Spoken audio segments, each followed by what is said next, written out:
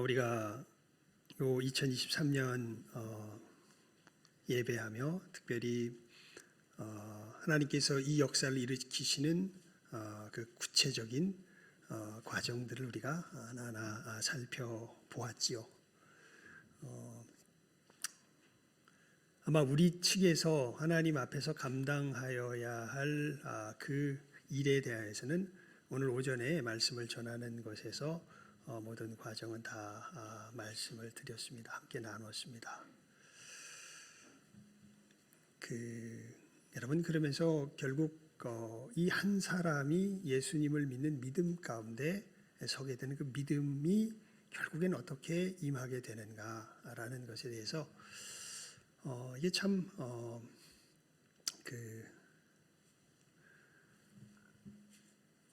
우리 기독교 역사 속에서 아마 이 부분을 가장 생생하게 현장감 있게 우리들에게 알려준 사람은 제가 이렇게 이 믿음의 길을 걸어오면서 여러 인물들을 만나본 바로는 존 버년이 아마 최고인 것 같습니다. 참 이 믿음에 어떻게 서게 되는가라는 이 부분이 교단이 갈라질 정도로 사실은 굉장히 큰 문제가 되죠. 아마 대표적인 교단의 갈라짐은 감리교단과 우리 교단일 겁니다. 그리고 그 이전에는 교단이 아니라 아예 이 대속의 은혜 자체에 대하여서 사실은 삐뚤게 가르쳤던 캐톨릭과 우리 개신교가 사실은 종교개혁을 통하여서 분리가 되게 되고, 우리가 오직 은혜, 오직 믿음으로 말미암아 구원함을 얻는다는 이 진리 속에서 거하면서도 이것이 어떻게 우리들에게 임하게 되는가에 대하여서 이 또 의견이 또 달라지기 때문에 교단이 갈라지기도 합니다. 그래서 여러분, 우리가 이 부분에 있어서 예전에는 예전이 아니라 여러분 우리 오늘 오전 예배 때 찬송 시온 찬양대가 찬송했던 188장 맞죠? 188장. 이 188장을 지으신 분이 토플레이디라고 하는 토플레이디인가요? 예, 이 웨슬리가 있을 당시에 굉장히 부흥의 역사를 함께 감당했던 굉장한 목사님 중에 한 분입니다.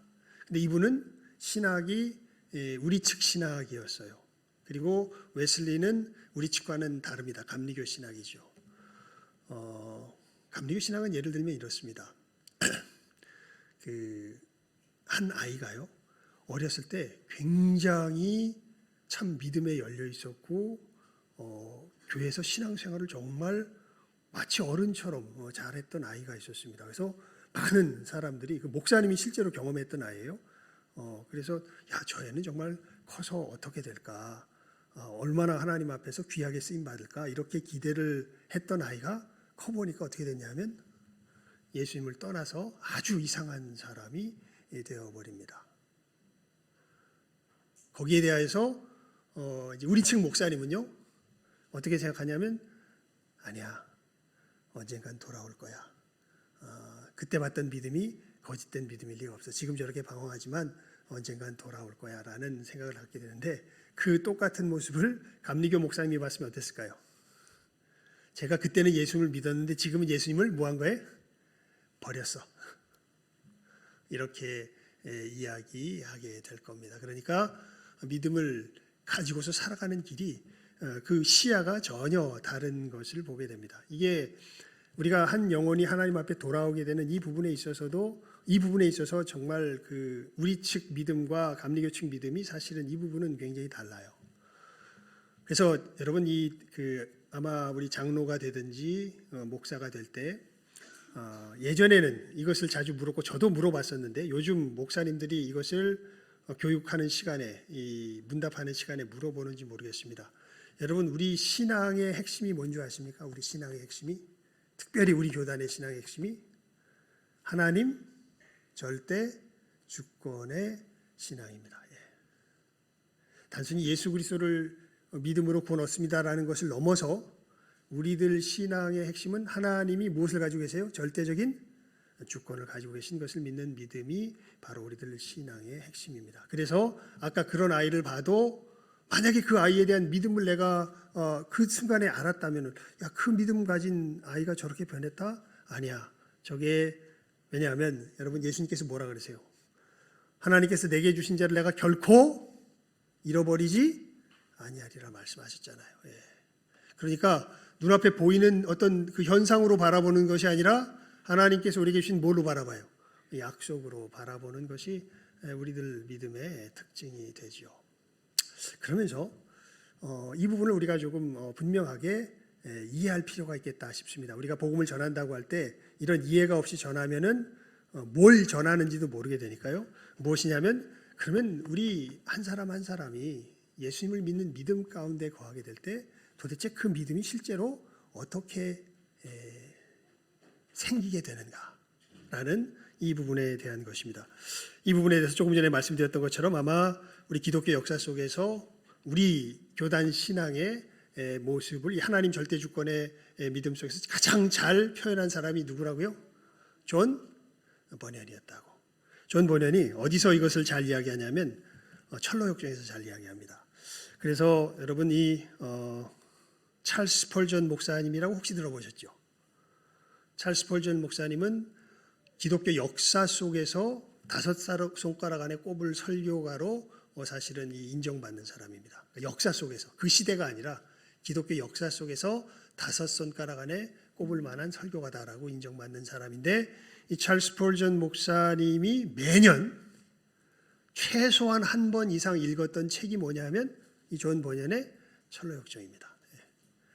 그냥 그냥 기독교가 천성을 향해 나아가는 그냥 뭐랄까 천국 순례기 정도 아니에요라고 하는데, 사실 이 존 버년이 지은 철로역정에는요, 읽으면 읽을수록 이 우리와 하나님과의 관계, 하나님을 아는 지식에 대한 굉장히 깊은 것들이 보석처럼 이렇게 깊이 숨겨져 있는 것이 또 이 버년의 철로역정이기도 합니다. 그래서 찰스 스펄전 목사님은 매년 한 번 이상씩 이 책을 그대로 읽었다 그래요. 우리가 이야기했던 믿음이 어떻게 생기가 하는 이 부분에 대해서 버년이 이야기했던 것을 오늘은 소개해 주는 것으로 오늘 말씀 증거를 대신하려고 합니다. 그래서 이것의 결국 핵심되는 내용이 뭐냐면, 우리의 믿음은 뭐로 말미암는다? 계시로 말미암는다. 이게 이제 존 버년이 우리들에게 가르쳐 주는 바예요. 자, 그것을 제가 존 버년이 우리가 어떻게 소개하는지 알려드리겠습니다. 이 얘기를 어떤 맥락 속에서 하냐면, 이제 거의 천국의 크리스찬과 소망이 천국에 다 달아가지고 마법의 땅이라는 곳을 지나가면서 이제 서로 이야기를 나눠요. 왜 이야기를 나누냐면, 여기서는 조라. 예. 이 목자 중 한 사람이 우리에게 마법의 땅을 조심하라고 일러준 것 기억 못합니까? 그는 우리에게 여기서 결코 잠들면 안 된다고 주의를 주었습니다. 그래서 안 졸라고. 안 졸아야 됩니다, 여러분. 여기서 잠들면 큰일 납니다. 안 졸라고 하는 속에서 이제 크리스찬과 소망이 대화를 나누는 그 이야기 속에 믿음이 어떻게 서게 되는가라는 이 부분이 나와요.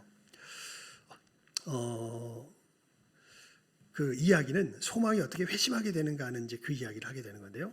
제가 이제 읽어드릴게요. 읽으면서 간략하게 생략할 부분은 생략하고 설명할 부분을 설명하도록 하겠습니다. 소망. 매우 오랫동안 나는 우리 시장에서 전시되고, 허영의 시장이죠, 또 팔리는 물건들에 도취되어 있었습니다.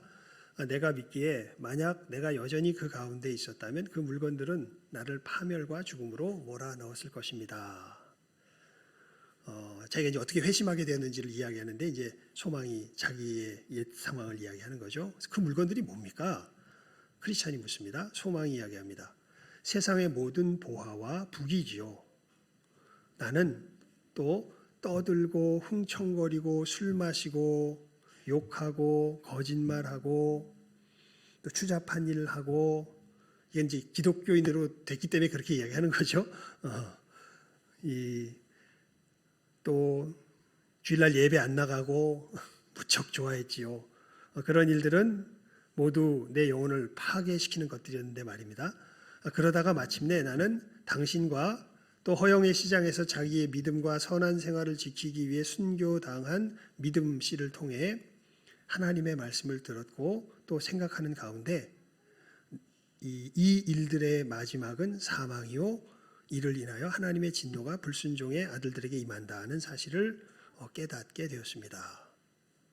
그런데 이런 삶을 사는 이 속에 크리스찬과 믿음이 사실은 거기 가서 이제 성도의 삶을 보여줬고 이것이 이 사람에게 야 나는 이러다가 하나님께 멸망받아 죽겠구나라는 이제 생각을 갖게 한 거죠.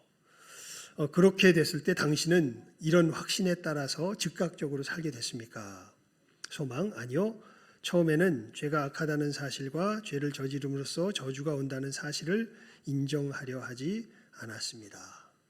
세상 사람들도 마찬가지죠. 그 세상 사람들이 아마 제일 이해 못할 말 중에 하나가 그걸 거예요. 우리 그리스도인들 중에 이런 말씀하시는 분들 많잖아요. 야, 주일 안 지키면 큰일 나, 혼나. 이런 얘기하는데 세상 사람들은 아이고 저 무슨 말도 안 되는 헛소리를 하는 건지 나는 뭐 주일 안 지키는데 뭐 아무 일 없이 즐겁기만 하더라 이러면서 이제 우리들을 비웃을 텐데요. 하지만 소망은 그들의 삶을 통하여서 거기에 저주가 임한다는 것을 알게 됐습니다. 하지만 그 삶이 너무 좋아서 사실을 인정하려고 하지 않았죠. 내 마음이 말씀으로 흔들리기 시작한 이후부터 나는 죄에 눈을 돌리지 않으려고 열심히 노력을 하지만 한편에는 그것을 인정하지 않으려고 막 그 애를 썼던 것입니다. 그러니까 크리스찬이 물어봐요. 하나님의 복되신 성령이 당신에게 역사하기 시작한 후에도 죄를 계속 지은 이유는 뭡니까? 그 이유들은 다음과 같습니다. 첫째로 하나님의 역사인 줄 몰랐고요. 사실 나는 하나님이 죄를 깨닫게 하심으로 죄인의 회심 역사를 시작한다는 사실을 몰랐습니다. 둘째로 죄는 여전히 내 육체에 달콤하게 느껴졌고 나는 그것을 떠나기 싫었습니다. 셋째로 옛 친구들과 어떻게 결별해야 할지 몰랐습니다. 그들과 어울리면서 행동하는 것이 내게는 매우 바람직해 보였기 때문입니다. 그리고 하지만 죄의식이 나를 덮칠 때는 심히 고통스럽고 마음이 아파 나는 견딜 수가 없었습니다. 그러니까 두 사이에 껴 있었던 거죠. 이 크리스찬과 이 믿음을 통하여서 이 길이 저주의 길이라는 걸 알았는데 그러면서도 이 길에서 떠나기가 싫었던 거예요. 그래서 그냥 겉모양으로 그렇게 남아 있었던 겁니다. 그래도 그렇게 하는 가운데 당신은 때때로 그런 속에서 마음의 고통에서 벗어날 수 있었던 것 같군요. 이게 참 신기하죠. 계속 그러면 뭔가 급하게 돌아올 텐데 조금 그러다가 조금 완화됐다가 조금 그러다가 조금 완화됐다가 이렇게 되는 거죠. 그렇습니다. 하지만 이 일이 다시 마음에 떨어올 때면 나는 전과 같은 아니 전보다 더 심한 고통에 빠지곤 했습니다. 뭔가 이거 내가 뭐가 착각해가지고 또 저 사람들이 너무 세게 얘기해서 내가 잠시 현혹돼서 그래 괜찮아 그냥 이렇게 사는 거지 뭐 이렇게 생각이 들다가도 다시 죄의식이 들고 또 들다가도 또 좀 완화되면서 에이 괜찮아 이렇게 되는 속에서 이제 왔다 갔다 하는데 그때 다시 죄를 생각나게 하는 그런 것들이 있었다는 거죠. 그게 도대체 뭡니까? 크리스찬이 물어봅니다. 예를 들면 거리에서 착한 사람을 만날 때 또 성경책을 읽을 때 내 머리가 아프기 시작할 때 내 이웃 중 어떤 사람이 병들었다는 소식을 들을 때 또 나 자신의 죽음에 대하여 생각할 때 어떤 사람이 갑자기 죽었다는 소식을 들을 때 그러면서 참 이것은 이미 이때는 이게 아마 흔했던 것 같은데 요즘은 모르겠습니다. 특히 나 자신이 곧 심판을 받게 된다는 생각이 들 때 그러하지요. 여러분 이런 생각 종종 하세요? 여러분이 심판을 받게 될 거라는 생각 하나님 앞에서 그때 이제 다시 한번 죄의식이 자기를 사로잡기 시작한다 그럽니다. 크리스찬이 물어봅니다. 그 죄의식을 쉽게 떨쳐버릴 수 있던가요? 아니요. 죄의식이 하도 내 양심을 굳게 붙들었기 때문에 그럴 수 없었습니다. 그리고 이럴 때 만약 내가 그 죄책감이 있는데 이거 다 쓸데없어 라고 그냥 이렇게 살 거야 라고 죄의식으로 죄된 생활로 다시 돌아가려고 그러면 자기 마음속에 굉장한 고통이 임하게 되었다는 것을 이야기합니다. 이건 참 그 복된 일입니다. 여러분 사실 이런 사람 우리 주변에서 잘 못 보죠. 그런데 진짜로 회심의 사건이 일어나게 될 때 한 영혼의 이 마음 속에서는 이런 일들이 나타나기 시작합니다.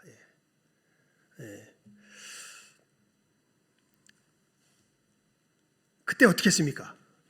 그때 이제 소망 이야기예요. 내 생활을 좋게 고치도록 노력해야 한다는 생각을 했죠. 야, 내가 이 죄에서 어떻게든지 벗어나야 돼. 너무 고통스러우니까 이제 그렇게 하지 않으면 저주를 면치 못하리라 생각이 들었기 때문입니다. 그래서 고치려고 노력해봤습니까? 예, 나는 죄뿐 아니라 죄악된 친구들 피하고 여러 가지 종교적 의무들을 수행했죠. 그래서 이제 앞에서 이야기했던 이런 것들을 이것들을 버려야 되겠다 해가지고 친구들도 안 만나고 죄된 생활도 버리고 뭐 예를 들면 기도하고 성경 읽고 또 막 울면서 회개 기도하고 이웃들에게 진리의 말씀을 전하고 뭐 여러 가지 이것들을 비롯해 막 열심히 이제 이제 더 이상 이 삶 속에서 죄 가운데 고통받으면 안 되겠다. 이 죄악된 생활을 청산해야지 하고 이제 들은 것을 갖다가 열심히 실천하면서 청산하기 위해서 애를 썼던 겁니다. 그 일들을 함으로써 고통에서 벗어날 수 있었습니까? 크리스찬이 다시 묻습니다. 예, 잠시 동안은요. 하지만 결국 고통은 다시금 나를 엄습해 왔기 때문에 나의 개혁은 별로 소용이 없게 되었지요. 그러니까 크리스찬이 다시 물어요. 이제 생활을 개혁한 이후에 어떤 생각이 들었습니까? 여러 가지 생각이 들었는데 특히 다음과 같은 말씀들이 생각났습니다. 우리 의는 다 더러운 옷 같으며 너희도 명령받은 것을 다 행한 후에 이르기를 우리는 무익한 종이라 우리의 하여야 할 일을 한 것뿐이라 할지니라. 율법의 행위로는 의롭다함을 얻을 육체가 없느니라. 그러니까 이런 말씀이 생각이 난 거죠. 그러니까 안 해봤다면 모르겠는데 해봤는데 죄책감을 떨쳐버릴 수가 없어요. 그때부터 나는 다음과 같이 혼자 생각했습니다. 만약 내 의가 다 더러운 누더기에 불과하다면 내가 이 모든 일을 행하고도 유익을 얻지 못하다면 내가 이렇게 해서 하늘나라에 간다는 것은 어리석은 생각인 것 같다. 그러면서 또 더 심각한 문제가 하나 있었는데 내가 생활을 개선한 후에도 계속 나를 괴롭힌 것이 있었습니다. 그것은 다름 아니라 내가 시야를 좁혀서 내 최선의 행위만을 바라보는데도 불구하고 거기서 여전히 죄를 발견한다는 것이었습니다. 그 죄는 새로운 죄인데 내 최선의 행위와 함께 뒤섞여 있었습니다. 그래서 나는 다음과 같이 결론 내릴 수밖에 없었습니다. 나는 지금껏 나 자신과 의무들에 대해 어리석은 자부심을 가져왔지만 설사 나의 예전 생활에 전혀 흠이 없다 하더라도 지금 하루 동안에 내가 짓는 죄만으로도 나는 지옥의 사람이구나라는 생각을 했던 거지요. 그러니까 정말 절망적이죠. 이 죄 의식 속에서 괴로워하다가 예전에는 괴롭긴 하지만 옛삶에서 그냥 무대에서 살았는데 이 괴로움이 너무 크니까 이 괴로움을 떨쳐보려고 뭔가 들은 대로 이 선한 일들을 하려고 애를 써봤는데 선한 일들을 하려고 애를 써보는 속에서 오히려 알게 된 거예요. 야, 나는 정말 죄인이구나. 내 속에는 죄밖에 없구나. 이렇게 해서는 내 죄가 없어질 수 없겠구나라는 것을 알게 된 겁니다. 그래서 크리스찬이 묻습니다. 그래서 당신은 뭘 했습니까? 무엇이든지요. 믿음을 만나 내 마음이 깨어지기 전까지 내가 한 일은 이루 다 말할 수가 없습니다. 믿음과 나는 잘 아는 사이였는데 그는 나에게 죄 없으신 분의 의를 덧입지 않는 한 자신의 의나 세상 의로 구원받을 수는 없다고 말해 주었습니다. 그러니까 여러분 여기서 아마 이단이 갈리는 것 같아요. 이단에 빠지는 사람들은요. 절대 뜨뜻미지근한 사람은 절대 이단에 안 빠집니다. 이단에 빠지는 사람은 엄청난 열심히 있는 사람들이 이단에 빠져요. 왜냐하면 뭔가 자기가 최선을 다해서 이 죄에서 벗어나길 원하는데 그게 지금까지 알려진 바로는 만족이 안 되는 거예요. 그때 누가 찾아와요? 이단들이 찾아와요. 이단들이 찾아와서 알려주면 이단들은 굉장히 명확하게 알려줍니다. 요거 하면 어떻게 됩니다? 구원 얻습니다. 그럼 열심히 있는 사람은 어떻게 하게 될까요? 막 이것에 온 힘을 다해서 쏟아부어서 그것을 이루려고 애를 씁니다. 근데 이게 소망이 정말 복된 사람이라는 게 그렇게 애를 썼는데 그 속에서 자기 양심의 소리를 듣는 거예요. 이걸로 오히려 죄가 사해지지 않는다는 거예요. 오히려 나는 하나님 앞에 저주받을 수밖에 없는 죄인이라는 것을 더 크게 알았던 거죠. 근데 자기 딴에는 할 수 있는 게 이렇게 몸부림치는 것 외에는 아무것도 없었던 거예요. 그래서 몸부림칠 수밖에 없었는데 그때 누구를 만나냐면 믿음을 만납니다. 그래서 믿음이 뭐라고 이야기해 주냐면 죄 없는 분의 의를 덧입지 않는 한 자신의 의나 세상의 의로 구원받을 수 없습니다 라고 이야기를 해준 거예요. 복음이죠. 복음의 핵심이 그거 아니에요? 율법 외에 한 의가 나타나시니. 크리스찬, 그의 말이 진실처럼 여겨졌습니까? 물어봅니다. 소망에게. 소망, 만약 내가 자신의 개선된 삶을 기뻐하고 거기서 만족을 얻고 있을 때 그가 그런 말을 했다면 바보라고 놀렸을 겁니다. 그러나 당시에 나는 내 부족함을 알았고 내 최선의 행실 속에 끼어들어 있는 죄의 실체를 알고 있었기 때문에 그의 의견에 끌리지 않을 수 없었지요. 그러니까 아마 막 자기의 죄를 개선하기 위해서 애써서 뭔가 개선되고 이러는 모습을 봤을 때 크리스찬이 믿음이 그런 얘기를 했다면 웃기는 소리 하고 있네 이렇게 얘기를 했을 텐데 그 최선의 행위 속에서조차 섞여 있는 죄의 모습을 깨달아 알게 되고 내가 정말 죽을 수밖에 없는 죄인이라는 것, 애를 써도 이 죄에서 벗어날 수 없다라는 것을 알게 되었을 때는 누구의 이야기가 이제 제대로 들려오기 시작했다는 거예요. 이 믿음의 이야기가 예수님의 의를 덧입어야 우리가 이 죄에서 벗어날 수 있다는 이야기가 그분의 의를 힘입어야 이 죄에서 벗어날 수 있다는 이야기가 이제 들리기 시작했다는 거죠. 그럼 크리스찬이 물어봐요. 그런데 그런 말, 이 얘기는 뭐 뺍시다. 그 다음에 이제 당신은 그 사람이 누구인지 또 어떻게 하면 그에 의해 의롭다함을 얻을 수 있는지 묻지 않았습니까? 물었지요. 그랬더니 예수님이 지극히 높으신 이 오른편에 거하고 계시는 하나님의 아들이라고 가르쳐 주더군요. 그리고 그분을 믿고 의롭다 하심을 얻되 그가 육체로 이 땅에 거하실 동안 친히 행하신 일들과 그가 나무에 달려 고난당하신 사실도 믿어야 한다고 말했습니다. 그러니까 복음이죠. 예수님의 십자가의 죽으심과 부활하심의 역사를 믿어야 할 것을 하나님의 아들이신 그분의 이 역사를 믿어야 할 것을 이야기해 주었습니다. 그때 나는 그분의 의가 어떻게 하나님 앞에서 다른 사람을 의롭다 할 수 있느냐고 물었습니다. 그랬더니 그가 대답하기를 예수님은 전능하신 하나님으로서 그의 행위와 그의 죽으심은 자기 자신을 위한 것이 아니라 나를 위한 것이요. 그의 행위들과 그의 행위의 가치는 그를 믿는 자들에게 전가된다고 하였습니다.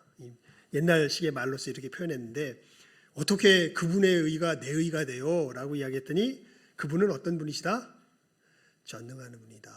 그리고 어떻게 하시냐면 그분의 의를 내게 전가시킴으로 덧입게 하심으로 이거 이제 우리 계속해서 들었던 말이죠. 대속해 하심으로 내 죄값을 누가 치르게 하시고 예수님이 치르게 하시고 내 의에 대한 보증을 누가 담당하게 하심으로 예수님이 담당하게 하심으로 그것이 누구 것이 되게 하셔서 내 것이 되게 하셔서 그렇게 우리를 구원하신다라는 얘기를 하는데 그분이 어떤 분이기 때문에 전능한 분이기 때문에 그렇게 하실 수 있다라고 그냥 얘기를 해주는 거예요.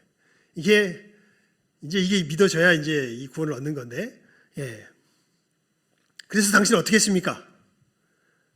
그러니까 소망이 이야기합니다. 말도 안 되는 소리. 그런 분이 나 같은 것을 만나고 싶고 구원해 주시고 싶을 리가 없다고 이야기했습니다. 그랬더니 믿음이 당신이 뭐라고 이야기하던가요, 당신에게. 믿음이 소망이 말합니다. 나에게 직접 가서 그를 만나보라고 했습니다. 이게 이제 오늘 이야기한 뭐예요? 영접하도록 뭐 하는 거예요? 초청하는 거죠. 나에게 직접 가서 그를 만나보라고 했습니다. 나는 주제 넘은 짓은 하지 않겠다고 말했죠. 그랬더니 그분이 나를 초청했기 때문에 예수님이 그것은 주제 넘은 짓이 아니라고 하더군요. 그리고 믿음은 내가 더욱 선선히 나올 수 있도록 용기를 북돋기 위해 예수님의 말이 담긴 책을 주면서 그 책에 담긴 글은 하늘과 땅이 다 없어질 때까지 1.1핵이라도 없어지지 않을 것이라고 말했습니다. 그러니까 예수님께서 확실히 약속했다는 것을 성경을 펴서 펼쳐 보여주면서 이제 예수님께 나아가라고 절대 예수님 당신 나오는 거 막지 않는다고 알려준 거죠. 그래서 설득이 됐습니다. 나는 그분에게 나아가려면 어떻게 해야 하느냐 물었지요. 그는 대답하기를 무릎을 꿇고 마음과 뜻을 다해 하나님 아버지께 그를 계시해 달라고 기도해야 한다고 하더군요. 이 부분이 굉장히 존 번연의 독특한 표현입니다. 오늘 설교의 제목과 연관되기도 하고요. 여러분, 그분을 만나려면, 그분에게 나아가려면 어떻게 나아가야 돼요? 그랬더니 간절히 기도해야 되는데 누구에게 기도하라 그래요? 하나님 아버지께 기도하라 그래요. 뭘 위해서 기도하라 그래요? 하나님 아버지께서, 성부께서 이 예수님을 나에게 뭐 해주시도록? 계시해 주시도록 기도해 보세요. 이렇게 굉장히 구체적으로 이야기를 해줍니다. 우리가 했던 것들은 상당히 어떻게 보면 이제 그 뭐라 할까요? 그 행간 속에서 역사하실 성령의 역사가 커야 돼요. 근데 존 번연 같은 경우는 이 부분에 있어서 굉장히 섬세하게 이야기를 해줍니다. 아버지께 계시해 달라고 기도해야 한다고 하더군요. 그때 나는 다시 그분께 청원을 드리려면, 그 기도를 하려면 어떻게 해야 하느냐고 물어보았지요. 네. 무슨 말을 해야 할지 모른다고 말했습니다. 그러자 그는 이렇게 가르쳐 주더군요.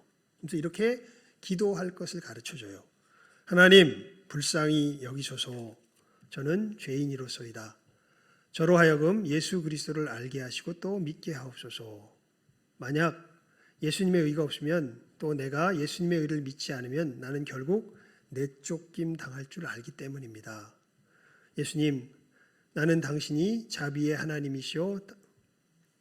하나님, 나는 당신이 자비의 하나님이시오. 당신의 아들 예수 그리스도를 보내사 세상의 구주가 되게 하셨다고 들었습니다.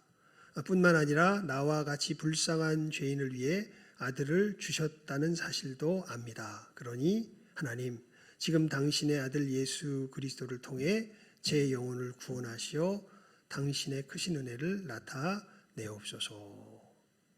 아멘. 이렇게 기도하라고 알려줍니다.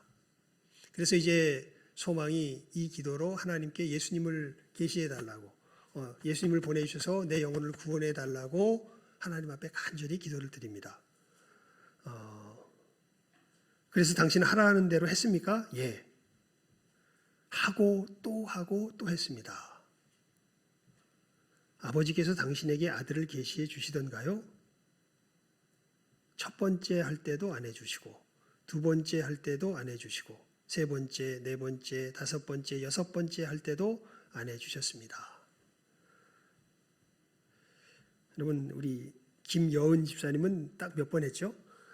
3번 하고서 이제 그 다음엔 미안해서 얘기는 못하고 혼자서 하나님 앞에서 이제 씨름을 하다가 잠들었었던 이제 그런 이제 상황을 이야기해 주셨는데, 이 소망 같은 경우에는 이제 계속 이렇게 얘기한 것 같습니다. 사실 이 소망 이야기는요, 누구 얘기일 건가 가만히 생각하면 누구 얘기일까요? 이거 번연 얘기 같아요. 번연 얘기. 예, 존 번연 자신의 이야기를 이렇게 이야기하는 것 같습니다. 안 해주셨습니다. 그래서 어떻게 했나요? 소망 어떻게 했냐고요? 나는 정말 어떻게 해야 할지 몰랐습니다. 기도를 그만둘 생각은 하지 않았습니까? 했지요. 아마 수백 번은 더 했을 겁니다. 그런데 왜 그만두지 않았습니까? 그러니까 어떻게 해야 할지도 모르면서 예수님을 보내주셔서 나를 구원해달라는 이 기도를 그치질 않았던 거예요. 근데 기도한다고 하나님 들어주시나? 안 들어줘. 그래서 어떻게 했냐 물어보니까 계속했대. 왜? 이제 물어보는 거예요. 왜 계속했어요? 왜 그만두지 않았어요? 이 그리스도의 의가 없으면 다른 방법으로는 결코 내가 구원받을 수 있는 길이 없다고 믿어졌기 때문입니다. 그러니까 그러면 뭐 이거 해도 안 되니까 다른 길 찾아보려고 그러는데, 사실은 그거는 막 애써 봤죠. 해봤더니 내 최선의 행위 속에서 뭐가 섞여 있어요? 죄가 섞여 있어요. 그러니까 그 길은 내가 구원받을 수 있는 길이 아닌 거예요. 유일하게 신뢰할 만한 길이 무슨 길인데? 이 예수님의 의를 힘입는 길인데, 예수님의 의를 힘있게 해달라고 하나님께 계속 기도하는데 하나님이 기도를 들어줘요, 안 들어줘요? 안 들어줘요. 그럼 어떻게 해요 도대체? 다른 길이 없기에 계속 기도한 거예요. 그래서 이런 결심을 하고 기도했다 그럽니다. 죽을 때 죽더라도 기도하다가 죽자. 만약에 안 구원해 주시면 나는 끝이다. 근데 다른 길은 없다. 그래서 그냥 기도하다가 죽기로 결심하자. 이러고 이제 기도하는데, 그럴 때 비록 더딜지라도 기다리라는 말씀이 마음에 떠오르더군요. 그래서 계속 기도하게 되었습니다. 기도를 계속한 거죠. 하나님께서 그를 어떻게 계시해 주셨나요? 소망이 이야기합니다. 나는 그분을 육체의 눈이 아닌 마음의 눈으로 보았지요. 자초지종을 이야기하자면 다음과 같습니다. 어느 날 또 서글픔에 빠져 있었습니다. 정말 내 생전 그렇게 서글펐던 때는 없었던 것처럼 생각됩니다. 이렇게 서글퍼진 이유는 내 죄가 얼마나 크고 추악한지 다시금 새로이 알게 되었기 때문이었습니다. 그때 나는 다만 지옥과 내 영혼의 영원한 저주만을 바라고 앉아 있었는데 갑자기 하늘에서부터 주 예수께서 내려오시는 모습이 마음으로 보였습니다. 그는 내게 말씀하셨습니다. 주 예수 그리스도를 믿으라. 그리하면 네가 구원을 얻으리라. 그러자 내가 대답했습니다. 주님, 저는 큰 죄인, 아주 큰 죄인입니다. 그가 대답하셨습니다. 내 은혜가 네게 족하도다. 그때 나는 내게 오는 자는 결코 줄이지 아니할 터이요 나를 믿는 자는 영원히 목마르지 아니라는 말씀이 깨달아졌는데 이게 무슨 얘기냐면 말씀을 통해 예수님을 믿는 것과 예수님께 이렇게 나아가는 것이 같은 것이라는 사실을 깨닫게 되었습니다. 즉 누구든지 그에게 나오는 자, 즉 그리스도의 구원을 얻기 위해 진심과 애정을 갖고 달려 나오는 자는 참으로 예수 그리스도를 믿는 자라는 사실을 알게 된 겁니다. 이때 내 눈에서 눈물이 왈칵 쏟아졌습니다. 나는 예수님께 계속 물었습니다. 나 같은 죄인 주님 받아주시나요? 그가 말씀하셨습니다. 내게 오는 자는 내가 결코 내어 쫓지 아니하리라. 내가 다시 물었습니다. 예수님, 내가 예수님께 가더라도 나의 믿음이 온전히 예수님 위에 놓여질지 어떻게 알 수 있습니까? 어떻게 보면 누구 얘기랑 비슷해요. 김정은 집사님 이야기랑 비슷하죠. 여러분 이런 하나님 앞에서의 자유로운 질문과 고민은 정말 복된 겁니다. 여러분 마음껏 하십시오. 어떻게 알 수 있습니까? 그러자 예수님께서 대답해 주셨습니다. 그냥 성경 구절을 쭉 적어놔요. 미쁘다 모든 사람이 받을 만한 이 말이요 그리스도 예수께서 죄인을 구하시려고 세상에 임하셨다 하셨도다. 그리스도는 모든 믿는 자에게 의를 이루기 위하여 율법의 마침이 되시니라. 예수는 우리 범죄함을 위하여 내어줌이 되고 또한 우리 의롭다 하심을 위하여 살아나셨느니라. 그는 우리를 사랑하사 자기 피로 우리 죄를 씻으셨느니라. 그는 하나님과 우리 사이의 중보시라. 그가 항상 살아서 우리를 위하여 간구하심이라. 그러니까 어떻게 내가 나의 믿음이 온전히 당신에 놓여질지 어떻게 알 수 있습니까? 예수님께서 계속해서 여러 말씀을 들려주시는데 이것을 통해서 깨달아지기 시작합니다. 나는 그의 인격 안에 있는 의와 또 그의 피를 통한 내 죄의 보상을 받아야 함을 깨달았습니다. 이 말이 어렵죠. 이 당시 사람들이 좀 말을 어렵겠어요. 예수께서 아버지의 율법에 순종하시사 그 징벌을 당하신 것은 자기 자신을 위해서가 아니라 그의 구원을 받아들이고 이에 감사하는 자들을 위해서임도 깨닫게 되었습니다. 그러니까 한마디로 말하면 예수님의 그 십자가의 죽으심 속에서 내 죄값이 다 치러져 버렸고 그 치러짐 속에서 예수님의 의가 내 의가 되어서 그 부활하심 속에서 이것이 영원히 변치 않는 사실로 이 사건이 일어나 버렸다는 것을 예수님의 이 말씀을 통해서 어떻게 하게 된 거예요? 믿어지게 된 거예요. 이게. 그러자 나의 마음은 기쁨으로 가득 차게 되었고 내 눈에는 눈물이 가득 고였으며 내 가슴은 예수 그리스도의 이름과 그 백성과 그 길에 대한 사랑으로 울렁거리게 되었습니다. 크리스찬 이야기합니다. 이는 참으로 당신 영혼에 대한 그리스도의 계시였군요. 이 뒷얘기는 이제 다른 주제로서 우리가 또 다뤄서 이야기합시다. 여러분, 우리가 한 영혼을 영접하도록 초청했을 때 이제 이 사람이 우리가 이끌어줄 수 있는 부분은 딱 거기까지예요. 어디까지냐면 이 사람이 자기의 의지로 이제 누구에게 나가는 거예요. 예수님께, 하나님께 나가는 거예요. 내 영혼을 구원해달라고. 그럼 그 기도만 하면 자동적으로 예수님이 그 영혼을 구원해 주실까요? 아닙니다. 이 영혼이 이 기도 속에서 번연의 표현을 통하여 말하자면 뭘 받아야 돼요? 예수 그리스도와 인격적으로 만나서 직접 그분의 계시를 뭐 해야 돼요? 받아야 돼요. 여러분, 우리 신앙은요, 자기 쇠뇌가 결코 아닙니다. 그냥 성경에 쓰여 있다고 성경 말씀을 갖다가 계속 내 머릿속에 되뇌어가지고 내 자신을 세뇌시키는 것이 우리 신앙이 아닙니다. 우리 신앙은 이 말씀이 직접 살아계신 하나님의 약속의 말씀으로 들려짐으로 어떻게 돼요? 서게 되는 게 우리의 신앙입니다. 그러니까 진짜로 예수를 믿는 사람은 그 영혼 속에서 누구를 만난 사람들이에요. 예수님을 만난 사람들이에요. 뭐라고 말씀하시는? 나의 죽음은 너의 죄를 위한 것이었다. 이것을 이렇게 말할 수 있을 것 같아요. 누구에게로부터? 하나님에게로부터 직접 들은 사람들이에요. 그래서 어떻게 들렸는지는 여러 상황들이 있을 것 같습니다. 이 존 번연은 뭐 하다 들은 거예요? 기도하다가. 저 같은 경우에는 찬송하다가 들었습니다. 찬송 속에서 이 하나님과 이렇게 대화하다가 그 속에서 듣게 됐습니다. 김여은 집사님 같은 경우에는 혼자서 두려워하여서 이 복음의 말씀을 계속 이거 잊어버리지 않으려고 애쓰고 하다가 깜빡 잠들었다가 깨어나면서 어떻게 된 거예요? 듣게 되었던 거고. 물론 각자가 어떻게 듣게 되는지는 이건 다 달라요. 이 듣게 된 상황을 기억 못하는 사람도 있습니다. 심지어는. 하지만 예수를 믿는 사람들은 이것이 그저 내 스스로 나를 세뇌시키는 것이 아니라 하나님께로부터 그 위로부터 내게 주어진 약속이라는 것을 이 받은 사람들이 진짜로 예수를 뭐 할 수 있어요? 믿을 수 있어요.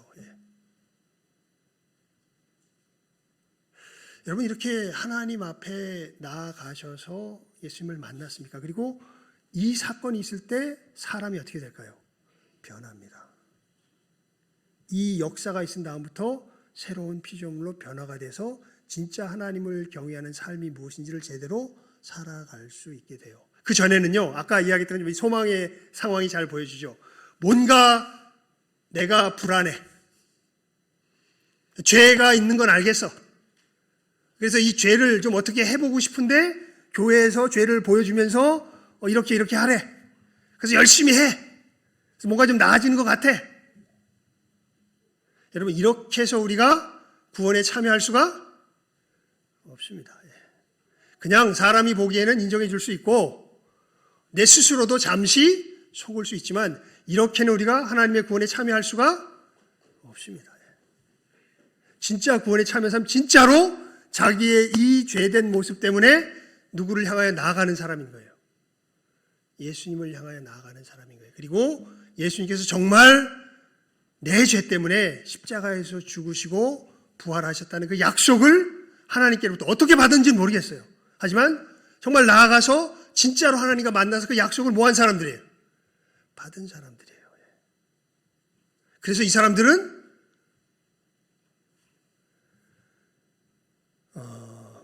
이 얘기를 읽고 우리 말씀을 맺읍시다. 로마서 8장입니다. 로마서 8장. 로마서 8장.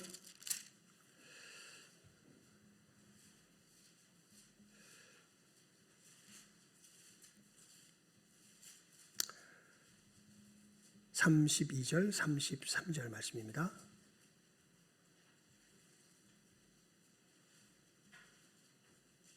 (33절만) 봅시다. 33절 말씀만 보겠습니다. 로마서 8장 33절 말씀입니다. 시작하면 읽습니다. 시작. 누가 능히 하나님의 택하신 자들을 송사하리요 의롭다 하신 이는 하나님이시니. 그러니까 내가 의롭다고 누가 말씀하신 거예요? 하나님이. 그리고 내 죄값이 다 치러졌다고 누가 말씀하신 거예요? 하나님이 직접. 그리고 예수님의 의가 내 의가 되었다고 누가 말씀하신 거예요? 하나님이. 이걸 누구에게 직접 받은 거예요? 하나님께 직접 받은 거예요. 믿음이 뭡니까? 바랄 수 없는 중에 바라고 믿는데 왜 바랄 수 없는 중에 바라고 믿냐 하면 누가 약속하신 것이기 때문에, 하나님이 약속하신 것이기 때문에. 그래서 이 아브라함의 믿음을 가진 사람이 뭘 얻는다고 사도 바울이 이야기해요? 구원을 얻는다고 이야기를 하죠. 여러분, 다시 한번 권면을 드립니다. 내가 구원받지 못한 거야? 라는 것에 놀라기보단요, 정말 내 안에 이 믿음이 있는가를 진실하게 살펴보실 수 있기를 바랍니다. 정말 예수님이 여러분 안에 계시면요, 모든 세상이 달려들어서, 마귀가 달려서 여러분 지옥 간다 그래도 여러분 지옥 안 간다는 걸 알아요. 왜요? 누가 말씀하셨기 때문에. 하나님께서 말씀하셨기 때문에. 근데 이게 자기 세뇌, 자기 열심 속에 때문요, 자기 열심히 감당할 수 없는 어떤 한 한계에 부딪히면 여러분의 믿음은 다 어떻게 될까요? 다 부서져 버립니다. 다 파괴되어져 버립니다. 누구처럼? 처음에 열심을 내었던 소망처럼요. 그리고 이 믿음이 있는 사람들은 진짜로 자기를 이길 수 있어요. 왜냐하면 진짜 존재를 바꿔버리거든요. 예수님을 만나면요, 진짜로 우리 존재를 뭐 하세요? 바꿔버려요. 진짜로 바꿔버려요. 예. 저 형편없어요. 그런데 천국 갈 거 알아요. 왜냐하면 내 안에 누가 계시기 때문에. 예수 그리스도께서 계시기 때문에 그런 겁니다. 여러분, 정말 진실하게 이 믿음의 씨름을 쌓아 가시고요, 우리 한 영혼 한 영혼들을 인도할 때 이 진정한 생명의 역사 속에서 한 영혼이 주님께 돌아올 수 있도록, 그런 점에서 교회 안에서 이런 신앙의 고민을 하는 것은 굉장히 복된 것입니다. 그리고 그 사람들을 정죄하거나 할 거 없습니다. 오히려 도와줘야 돼요. 해서 정말 한 사람 한 사람이 그 영혼 속에서, 그 마음 속에서 누구를 만나도록? 예수 그리스도를 만나도록. 그래서 예수님의 그 십자가의 구원의 역사가 그 영혼 속에 일어나도록, 제대로 이 계시로 말미암아 믿음이 서는 이 복된 구원의 역사를 잘 깨달아 알므로 나도 믿음 가운데서 바로 서고 내 주변의 여러 영혼들도 이 믿음 가운데 바로 세우며 나아갈 줄 아는 시간 함께하는 우리 모든 귀한 영혼들 다 될 수 있기를 주님의 이름으로 축원을 드립니다. 기도하겠습니다. 하나님 아버지, 정말 사도 바울이 이야기한 것처럼 이건 사람에게 배운 것도 아니고 사람으로 말미암은 것도 아니고 오직 우리 주 예수 그리스도의 계시로 말미암아 저희들이 이 믿음에 서게 되는 것, 하나님 참으로 우리가 이것을 말씀 가운데서 하나하나 찾아가며 이해하려고 할 때는 많이 힘들었지만 번연이라는 좋은 또 믿음의 교사를 저희들에게 허락하여 주셔서 이 번연의 설명을 통하여서 또 소망을 빗대어서 자기가 어떻게 하나님께 또 구원받게 되었는지 참으로 이 귀한 구원의 여정을 우리들에게 소개하여 주므로 저희도 어떻게 우리가 믿음 가운데 서게 되는가, 이 귀한 역사를 또렷한 눈으로 바라볼 수 있도록 은혜 베풀어 주신 것 감사를 드리옵나이다. 아버지 하나님, 우리 귀한 믿음의 형제와 자매들 하나님 앞에 진실하게 하시고 정말 내 영혼이 참으로 우리 주 예수 그리스도 안에 있는지를 아버지 하나님 바르게 확인할 줄 아는 귀한 영혼들 다 되게 하여 주시옵소서. 아버지, 그리고 참으로 내 옆에 아버지 하나님 죽어가는 어둠에 속한 영혼들을 주님 앞으로 인도할 때 이 구원의 역사가 어떻게 일어나는지 제대로 바르게 이해함으로 하나님 헛되이 인도하는 것 아니라 한 사람 한 사람이 진정 주님을 만나며 거듭나서 하나님 나라 백성 될 수 있도록 바르게 인도하여 갈 줄 아는 우리 모든 귀한 심령들, 복된 심령들, 귀한 복음의 증거자들 다 되게 하여 주시기를 간절히 바라옵고 소원하옵고 축복하오며 모든 것 예수님의 이름으로 기도드리옵나이다. 아멘.